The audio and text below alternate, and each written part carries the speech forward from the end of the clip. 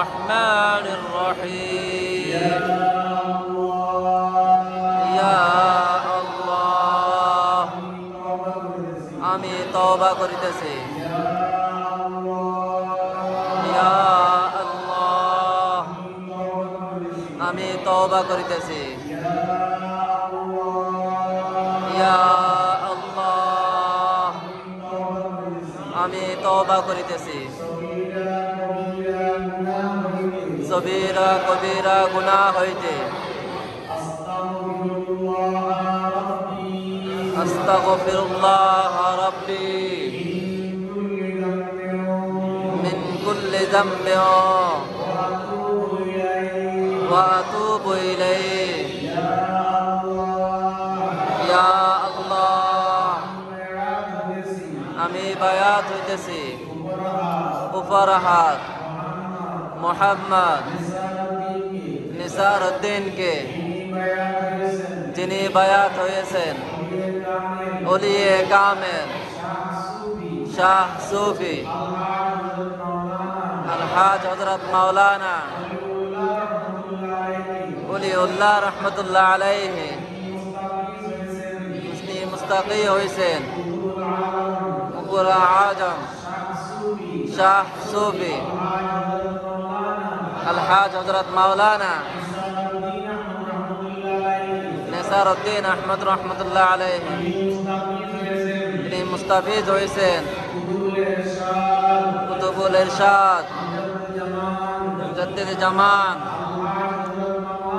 আলহাজ হযরত মাওলানা আবু বকর সিদ্দিকী আল কুরাইশি কুরুমশি রহমতুল্লাহ আলাইহি इस तरीक़े नक्शबंदिया चिश्तिया कादरिया मुजद्दिदिया मुहम्मदिया के ला इलाहा इल्लल्लाह मुहम्मदुर रसूलुल्लाह अशहदु अन ला इलाहा इल्लल्लाह وأشهد أن محمدا عبده ورسوله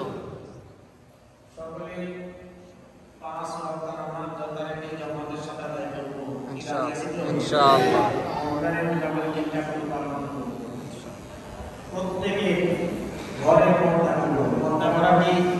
ফরজ অবশ্যই পর্দা করতে হবে পর্দা না করলে আল্লাহর রহমত থাকে না কাজেই সকল ধর্মীয় ভাই আমরা আমাদের তরিকায় তাকিদ করতে হয় অবশ্যই আমাদের প্রত্যেকের পরিবারের মধ্যে পর্দার ব্যবস্থা করতে হবে ইনশাআল্লাহ যেই সমস্ত পুরুষ নারী একে অপরের সাথে দেখা দেওয়া হারাম ওই সমস্ত পুরুষ নারী থেকে পর্দা করাটাই ফরজে আইন কথা ঠিক না ঠিক অর্থাৎ এই সমস্ত পুরুষ নারীর মধ্যে বিবাহ বৈধ বিবাহের সম্পর্ক ছাড়া একে অন্যকে দেখা দেওয়া কি হারাম সেদিকে খেয়াল রাখতে হবে ইনশাআল্লাহ লীলাগুলো ব্যবহার করতে হবে লীলাগুলো ব্যবহার না করলে পবিত্রতা অর্জন করা যায় না ঠিক আছে ঠিক পবিত্র হইলে লীলাগুলো ব্যবহার করতে হবে বর্তমানে প্রত্যেকের পরিবারে প্রত্যেকের ঘরেই একটা বাথরুম বা সেক্রেটারি বাথরুম যেটাই বলি যে কারণে মাটির লীলা ব্যবহার করাটা অসম্ভব ঠিক না মাটির লীলা ব্যবহার করলে ওই আপনার টয়লেটগুলি নষ্ট হয়ে যাবে বন্ধ হয়ে যাবে মাটির লীলার পরিবর্তে বর্তমানে টয়লেট আছে কি আছে টয়লেট এখন পবিত্রতা অর্জন করা কি ফরজ ফরজ। フォロー আমি যদি কয়েক টাকা দিয়ে টয়লেট পেপার কিনতে হবে, কত 15-20 টাকা নাকি 20-25 টাকা? 25 টাকা। হ্যাঁ 25 টাকা। 25 টাকা হলো এটা গোল্ড, এটা ভালোটা। এটার মধ্যে একটা কিনলে অনেক দিন যায়, কম দামের থেকে দিন বেশি যায়। তো 25 টাকা বড় না বড় দাম আদায় করা বড়? কথা কয় না। এখন আমি যদি আমার খরচ যদি আদায় করতে না পারি, পবিত্রতায় যদি অর্জন করতে না পারি, নামাজ পড়ি না। নামাজ না পড়লে আমার জীবনে আর কোনো দাম আছে না? আমার জীবনে ইবাদতের আর কোনো মূল্য আছে না? নাই। তাহলে পবিত্রতার জন্য অবশ্যই আমাকে বিলাসিতা ব্যবহার করতে হবে। এই জন্য প্রত্যেকের ঘরেই টয়লেট পেপার মজুদ রাখতে হবে সবসময়। একটা শেষ হওয়ার আগে আরেকটা মজুদ রাখতে হবে ইনশাআল্লাহ। এই কথা ঠিক না ঠিক? ঠিক। মেসওয়াক বর্তমানে আমরা করি না, আমরা সবাই ভদ্র, আমরা ব্রাশ ব্যবহার করি, তাও তো শোয়ার আগে। কথা কয় ব্রাশ ব্যবহার করি কখন? শোয়ার আগে। শোয়ার আগে আমরা ব্রাশ ব্যবহার করি, কিন্তু দৈনিক 5 ওয়াক্ত মেসওয়াক ব্যবহার করা আল্লাহ রাসূল বলেন আমার উম্মতের জন্য আমি আশঙ্কা লাগে তাকে আমি ফরজ করি। আল্লাহ আল্লাহ। আমার উম্মতের এই বিষয়টা আমার উম্মতের অনেক কষ্ট হবে বিধায় আমি ফরজ করি, কিন্তু আমার উম্মতের প্রতি আশঙ্কা যদি না থাকে তাহলে আমি ফরজ করি। তাইলে এই মেসওয়াকের গুরুত্ব আছে না নাই? আছে। প্রয়োজন আছে না নাই? আছে। মেসওয়াক অনেক উপকার, অনেক উপকার। আমরা যে ব্রাশ করি, এই ব্রাশের উপকারও আছে, ক্ষতিও আছে। ঠিক না ঠিক? তারপরও আমরা করি, কিন্তু মেসওয়াকের উপকার ছাড়া ক্ষতি নেই। একদিকে সুন্নত আমল হইতেছে, একটা সুন্নত চিন্তা করলে 100 হইতেছে। একটু পরে কল দিয়ে না 100 একটু পরে কল। আল্লাহ রাসূল বলেন মান তামাসসাকা বিসুন্নতি ইনদা ফাসাদি উম্মতি ফালাহু আজরু নিয়াতি শাহীদিন। যে ব্যক্তি ফাসাদের কালে আমার উম্মতের উপরে যে ফাসাদ নিয়ে আসবে, যখন সুন্নত উপর আমল করা কষ্ট হবে, ওই সময় আমার সুন্নত যদি আমল করে তার আমলনামায় 100 শহীদের সওয়াব দিতে হবে। সুবহানাল্লাহ। 100 শহীদের সওয়াব কি সার্টিফিকেট কথা না, বিশাল। মেসওয়াক করব ফাতিহা দিতে হবে ইনশাআল্লাহ, ইনশাআল্লাহ। অবশ্যই মেসওয়াক করব, সুন্নাত তরিকা অনুযায়ী চলব। সুন্নাত তরিকা অনুযায়ী চললে আল্লাহ পাক রব্বুল আলামিন সুন্নাত তরিকার বরকতে আমাদের আমলগুলি আমাদের জন্য সহজ করে দিবেন। সুবহানাল্লাহ। কথা বুঝাচ্ছে? কারণ সুন্নতের দ্বারা রাসূলুল্লাহর মহব্বত অন্তরের মধ্যে মজবুত হয়। সুন্নতের আমলের দ্বারা রাসূলুল্লাহর মহব্বত অন্তরের মধ্যে মজবুত হয়। ঠিক না বেটি? যতগুলি সুন্নত আমল করব, প্রত্যেকটা সুন্নত আমল করতেই তো রাসূলুল্লাহকে খেয়াল করে আমল করব। জি কি করব কি না? ইনশাআল্লাহ। কিছু ফ্যান কম রাখলে ভালো হবে। আর ফ্যান এমন তো কম, তারপরে আমি বলবো না।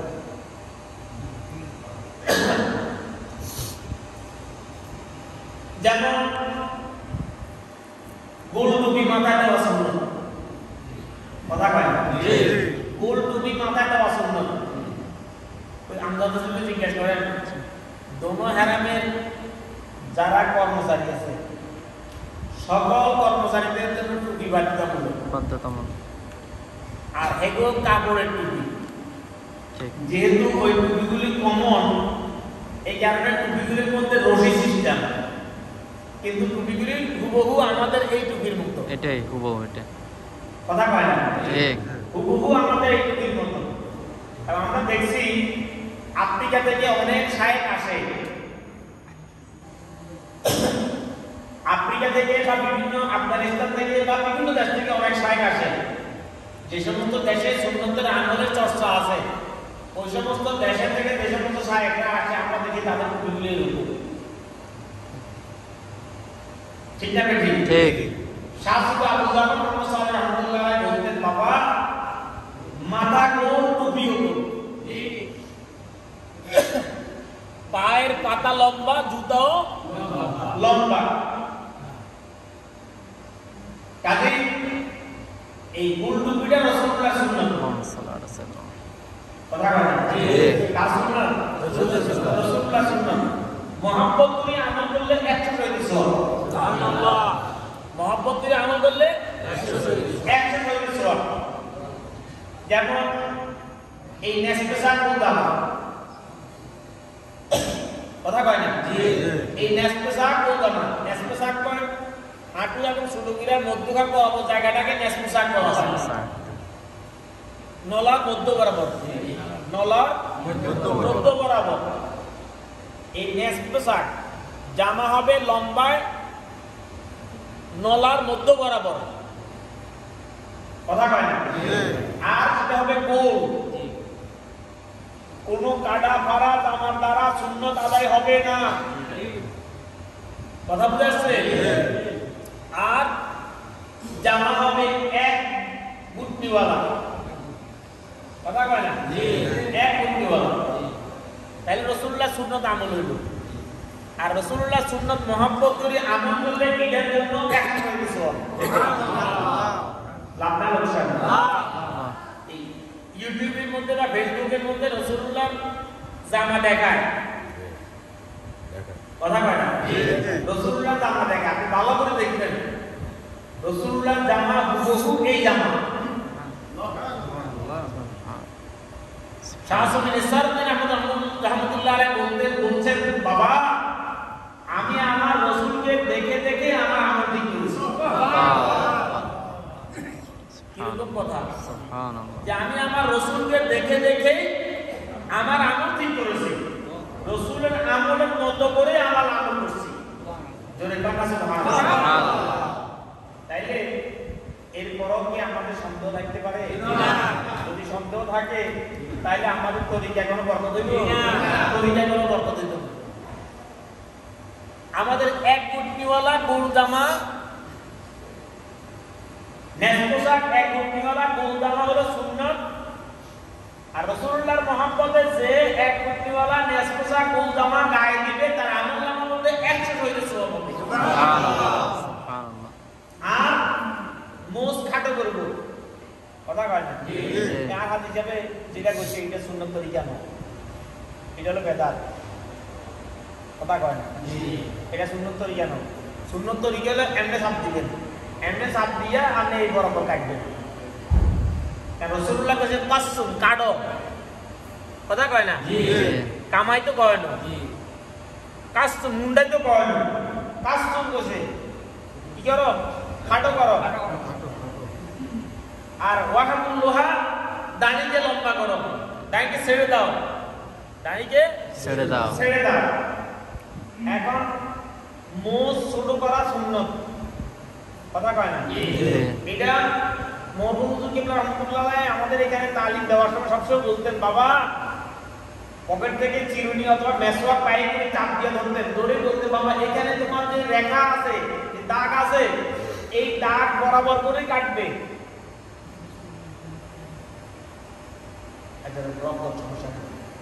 একবার সমস্যা থাকতে গুগল ওই রুমের রুমে চলতেছে নেই মতো কথা বুঝাচ্ছে। আর দাঁড়ি রাখা হলো ওয়াজিব, দাঁড়ি রাখা কি ওয়াজিব। হানাফি মাযহাব অনুযায়ী দাঁড়ি রাখতে হবে 1 মুষ্টি পরিমাণ, 5 আঙ্গুল। কয় আঙ্গুল? 5 আঙ্গুলের ভিতরে দাঁড়ি কাটা ছাটা হারাম। 5 আঙ্গুলের ভিতরে দাঁড়ি কাটা ছাটা কি হারাম। কিন্তু মরহুম হুজুর কিবলা রাহমাতুল্লাহ আলাইহি বলতেন বাবা তুমি আমার রাসূলের যত আদর্শ আমল করবে, তোমার মৃত্যুর পরে কোনো আদর্শ তোমার গায়ের মধ্যে থাকবে না, কিন্তু তুমি যদি আমার রাসূলের মহব্বত দাঁড়িয়ে রাখো আর সুন্নতি চুল রাখো, এই দুইটা নিয়ে তুমি কবরে যাবে। সুবহানাল্লাহ সুবহানাল্লাহ। আমার রাসূলের মহব্বতে তুমি দাড়ি রাখো আর চুল রাখো, তাহলে তুমি এই দুটা নিয়ে কবরে গেলে মুনকি হুজুর বলতেন মুনকি লোকই তোমাকে আসল করবে না। মুনকি লোকই তোমার দাড়ি কন্টিনিউ দেখলে বুঝবে তুমি রাসূলুল্লাহর উম্মত। জোরে কথা সুবহানাল্লাহ। অনেক বিদায় এই কষ্টের ডরে সুন্নতি সুলগায় কথা কয় না, অনেক বিদায় কষ্টের ডরে রাখে না, অনেকে আছে পারেই না, ঠিকটা বেশি যাদের সমস্যা তাদের ভিন্ন, কিন্তু যারা পারে তারা রাসূলুল্লাহর মহব্বত সুন্নত তরিকার খেয়ালের কারণে স্বীকার করে। কথা বুঝাচ্ছে? আর মুখ ভরা দাঁড়িয়ে রাখবেন। অনেকে আছে আমরা দাঁড়িয়ে রাখি কিন্তু ডিজাইন করে রাখি, এগুলি অনেকে দাঁড়ি মনে করি না, এগুলি অনেকে দাঁড়ি মনে করি না, এগুলি অনেকে দাঁড়ি মনে করি না, কিন্তু এটার যে হুকুম বাকিগুলিরও সেই একই হুকুম। কথা ঠিক না বেঠিক? দাঁড়িয়ে রাখা কি ওয়াজিব, দাঁড়িয়ে রাখা কি ওয়াজিব। কাজেই দাঁড়িয়ে রাখলে ভালো। আল্লাহ পাক রব্বুল আলামিন দাঁড়িয়ে দিছিলেন মানুষকে অনেক নিয়ামত দান করেন, তাদের অবশ্যই দাঁড়িয়ে রাখবেন সকলে। আর সকাল সন্ধ্যায় তরিকতের নিয়ম অনুযায়ী নবী ইসলাম জিকির করবেন। মাগরিবের পর আমরা করছি না? কথা বলেন। মাগরিবের পর আমরা করছি কি না? সকাল সন্ধ্যায় এই নিয়মে জিকির করবেন, কম্পালসারি জিকির করবেন। কোন বেলায় যদি আপনি জিকির করতে বেশি করতে না পারেন, কমপক্ষে আদব রক্ষার্থে 100 হইলেও করবেন, কিন্তু পরবর্তীতে আপনি কাজা আদায় করবেন। কারণ আপনি আপনার জন্য যে সংখ্যা নির্ধারণ করবেন, 300 হোক, 500 হোক, 700 হোক, 900 হোক, 1100 হোক, 1300 হোক, 1500 হোক, যে সংখ্যা নির্ধারণ করবেন আপনার এটা দৈনন্দিন, এটা আপনার সবক। কথা বলেন, এটা আপনার ক্লাসের সবকের মতো। ছাত্র যদি মাদ্রাসা স্কুলে পড়ে, ছাত্র যেরকম প্রতিদিন পড়া আছে, আর প্রতিদিনের পড়া প্রতিদিন মুখস্থ না করলে ছাত্র যেরকম ভালো ছাত্র হইতে পারে না, তরিকত প্রতি তরিকার তারাক্কি অর্জন করতে পারে না প্রতিদিনের সবক প্রতিদিন মুখস্থ না করলে। কথা বুঝা আসছে? তাহলে আমরা চেষ্টা করবো প্রতিদিনের সবক প্রতিদিন মুখস্থ করার জন্য। সর্বনিম্ন দৈনিক 300 বার করে নবী ইসলাম থেকে দিবেন। কতবার? 300 বার। আর যারা 300 রেগুলার করেন তারা 200 করে বাড়াবেন, আস্তে আস্তে 500, 700, 900, 1100, 1300, 1500 পর্যন্ত চেষ্টা করবেন। ইনশাআল্লাহ সবাই ইনশাআল্লাহ কথা বলে আসবেন। আর ফজরের পরে ইশার নামাজের পরে 200 বার জিকির করবেন, আরে 200 করবেন। ফজরের নামাজের পরে 100, ইশার নামাজের পরে 100, ফজরের নামাজের পরে 100 বার। আমার সাথে বলুন আল্লাহুম্মা সাল্লি আলা, اللهم صل على سيدنا محمد سيد المرسلين وعلى محيي سنته شيخ الخالد محي الدين چشتی إمام الطريقة والأولياء الكاملين رضي الله تعالى عنه. اللهم صل على سيدنا محمد سيد المرسلين وعلى سنته شيخ الخالد محي الدين چشتی إمام الطريقة الأولياء الكاملين رضي الله تعالى عنه. اللهم صل على سيدنا محمد سيد المرسلين وعلى محيي سنته شيخ الحاجة چشتی إمام الطريقة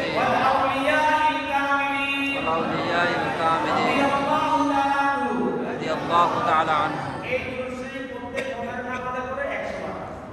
নিয়ত হবে এভাবে, আমি আমার কলবের দিকে মুতাওয়াজ্জিহ আছি, আমার কলব রাসূলুল্লাহ সাল্লাল্লাহু আলাইহি ওয়াসাল্লামের কলব মুবারক দিকে মুতাওয়াজ্জিহ আছে।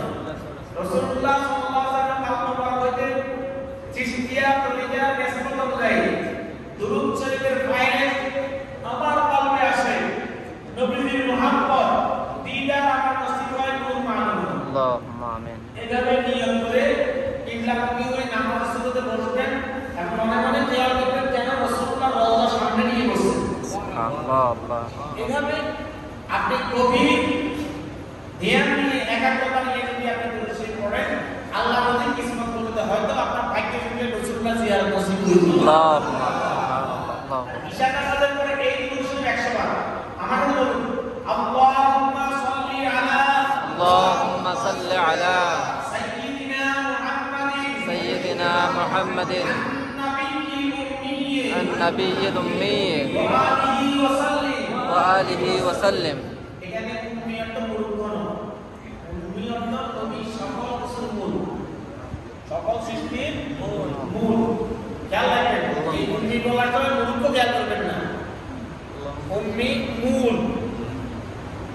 আল্লাহুম্মা সাল্লি আলা আল্লাহুম্মা সাল্লি আলা সাইয়্যিদিনা মুহাম্মাদিন সাইয়্যিদিনা মুহাম্মাদিন النبي الأمي النبي الأمي وآله وسلم। وآله وسلم। এই দুরূদ শরীফ এশার নামাজের পরে 100 বার পড়বেন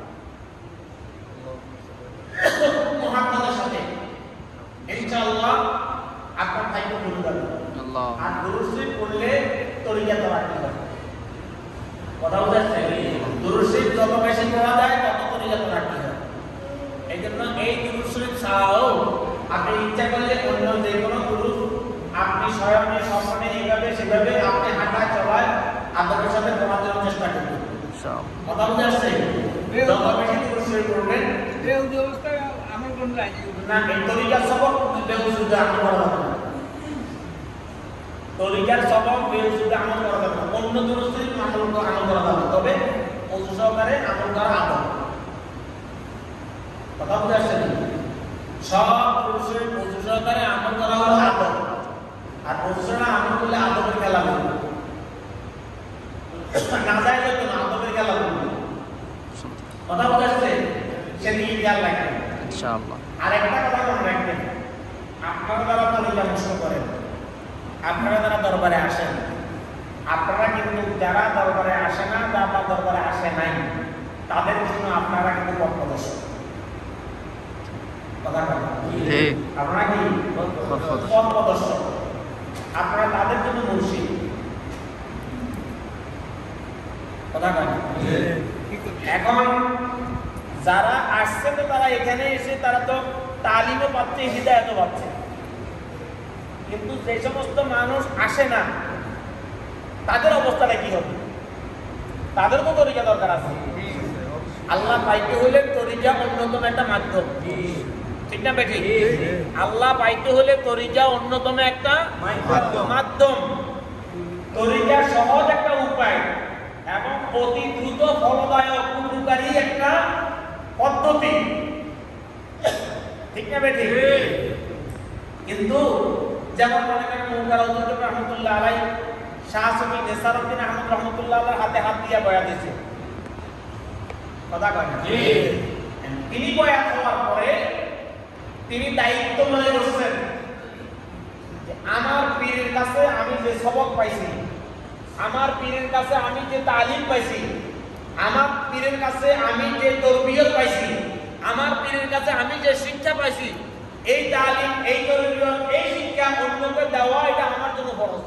সুবহানাল্লাহ। ঠিক না বেটি? আর তার এই অনুভূতি থেকেই তিনি 15 মাইল, 20 মাইল, 25 মাইল দূরে পায়ে হেঁটে গিয়ে মানুষকে কি করেছেন? তালিম দিয়েছেন, নসিহত করেছেন, উপদেশ দিয়েছেন, আবার পায়ে হেঁটে বাড়ি এসে তারপরে খাওয়া খাইছেন।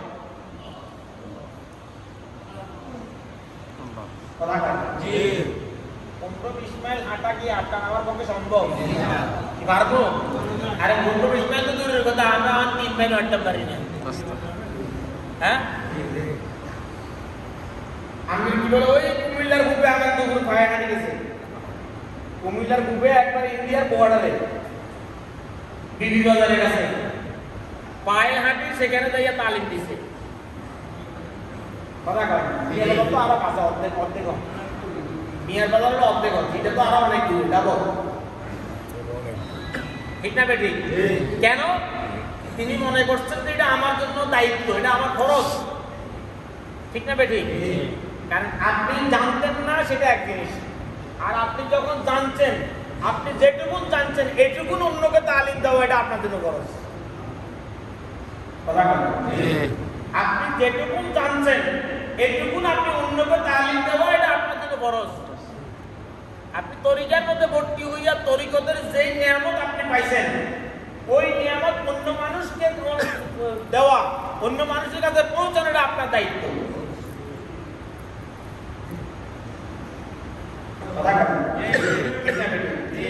মোকারা হুজুরের দায়িত্ব মনে করছে বিধায় মোকারা হুজুরের পক্ষে এই দায়িত্ব পালন করা সহজ হচ্ছে, সম্ভব হয়েছে।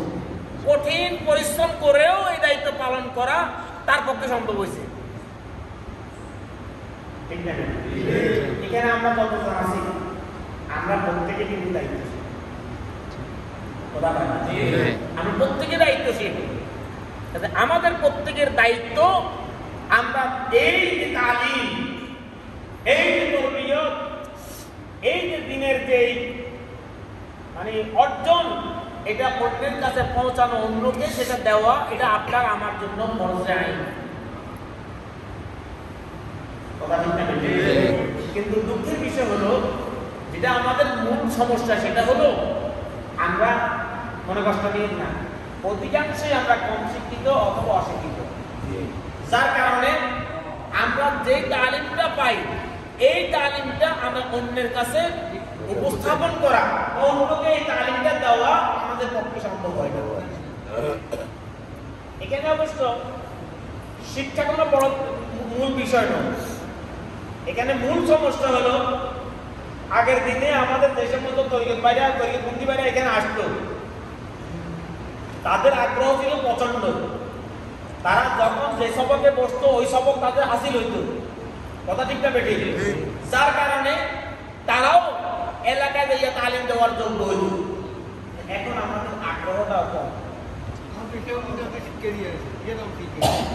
এই কথা ঠিক না বেঠিক? আমাদের আগ্রহ কম। যেমন দুরূদ শরীফের ওসিফা প্রত্যেক মাসে দুরূদ শরীফের তালিম দেওয়া হয়, কথা কয়? প্রত্যেক মাসেই দুরূদ শরীফের তালিম দেওয়া হয়, প্রত্যেক মাসেই জিকিরের তালিম দেওয়া হয়। কিন্তু এখন যদি একজন করে যদি প্রশ্ন করি তালিম দেওয়ার জন্য, তালিম পারবেন? অনেকেই পারবেন। কেন? খেয়াল নাই, কথা কয় না? খেয়াল নাই, এটা রুসমি আসা দেওয়ার মতো হইতেছে। কিন্তু আসলে আমাদের ইমানি অনুভূতি থেকে আমাদের এই আশাবাদ যদি হয়, আশা দেওয়াটা যদি ইমানি অনুভূতি থেকে হয় এবং আল্লাহ আল্লাহ রাসূলকে পাওয়ার জন্য যদি হয়, তাহলে আমাদের আগ্রহ দায়িত্ব হবে এবং আমরা যৎসামান্য তালিম পাই এই তালিমটাকে মনে প্রাণে গ্রহণ করব এবং যোগ্য হব এবং একই সাথে খেয়াল রাখবো আমার সমাজের মধ্যে, আমার পরিবেশের মধ্যে, আমার এলাকার মধ্যে তরিকতের একটা পরিবেশ সৃষ্টি করার জন্য আমি আমার এই যোগ্যতাটাকে কাজে লাগাবো।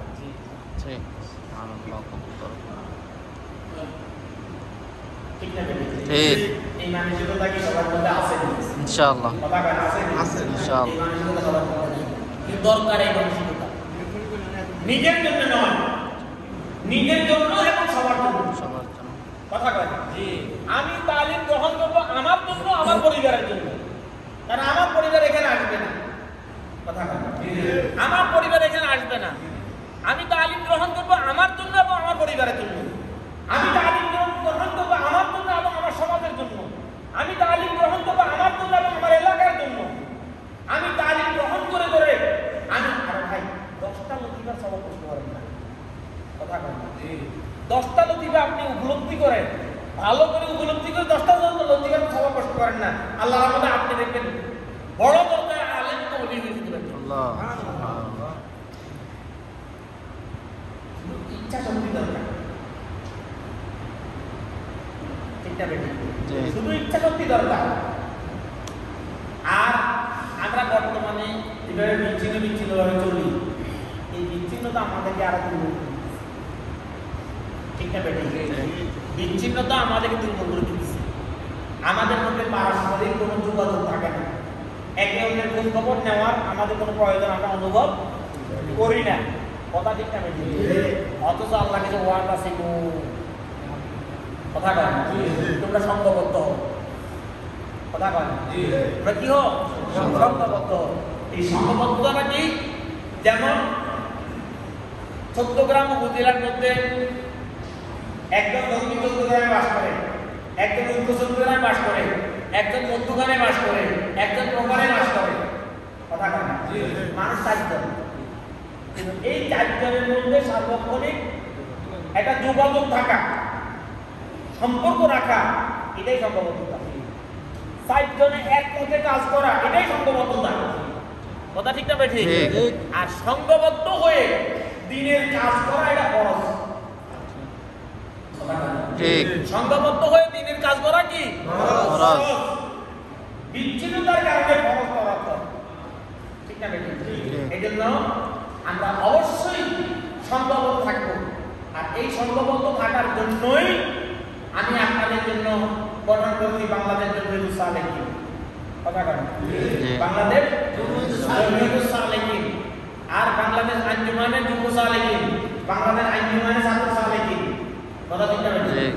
এগুলোর ব্যাপারে আপনাদের কোনো আগ্রহ আছে না? আমি দেখি এগুলোর জন্য আপনাদের কোনো আগ্রহ দেখি না। আমার গোপন বেলা আজকে দায়িত্ব দিয়েছি, এই উত্তর চৌদ্দগ্রামে সব ইউনিয়ন সংগঠন গঠন করতে হবে, এটা আপনার দায়িত্ব। ইনশাআল্লাহ যেটুকু আছে আমাদের যোগাযোগ করবেন, আমি সহযোগিতা করব।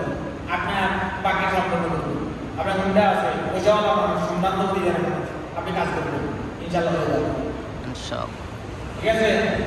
আর আমার এই ভাই মুসলিম ভাই, উনি আমাদের মুসলিম লেকচারের ব্যাপারে আপনাদের সহযোগিতা করবেন এবং আমাদের পরিবার সাহেবের সাথে যোগাযোগ করে আমাদের সম্মান করার সহযোগিতা করবেন।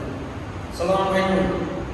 সেন্ট্রাল উপজেলার সভাপতি সংগঠন গঠন করা হয়েছে, এই ব্যাপারে আমরা সহযোগিতা করি।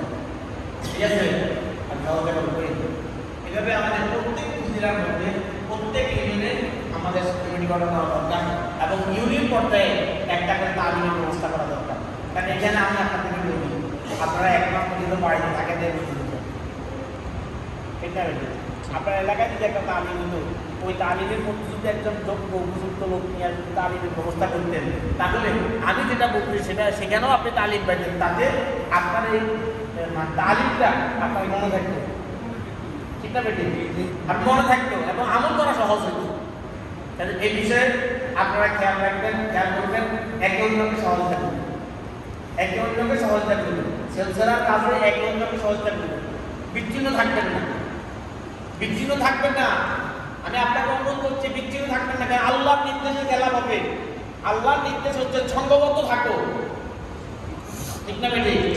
সংঘবদ্ধ ভাবে যেমন তালিম চলছে, আসার সময়ও আমরা 2-3 দিনে পার্সোনাল চলে আসি, ব্যক্তিগতভাবে বিদ্যভাবে চলে আসি, কিন্তু আমাদের তো দায়িত্ব আছে এলাকার লোকদেরকে দাওয়াত দেওয়া। আমি যেটাকে ভালো মনে করছি বা যেটা আমি যেটার দ্বারা আমি উপকৃত হয়েছি, এটা অন্যের কাছে পৌঁছানো বা অন্যকে এটা বোঝানো, এটা আমার দায়িত্ব না, তাকে আমার দাওয়াত দিতে হবে। যারা এটা সম্মান পায় না তাকে আমার কাছে আমার দাওয়াত পৌঁছাতে হবে। আমি যেভাবে এসে এখানে আমি যেভাবে উপকৃত হয়েছি, যেভাবে আমি নিয়ামত পাইছি, অন্যরাও যেন এসে যেন নিয়ামত পায়, সে ব্যবস্থা আমার করতে হবে। কারা কারা করতে রাজি আছেন? রাজি আছি।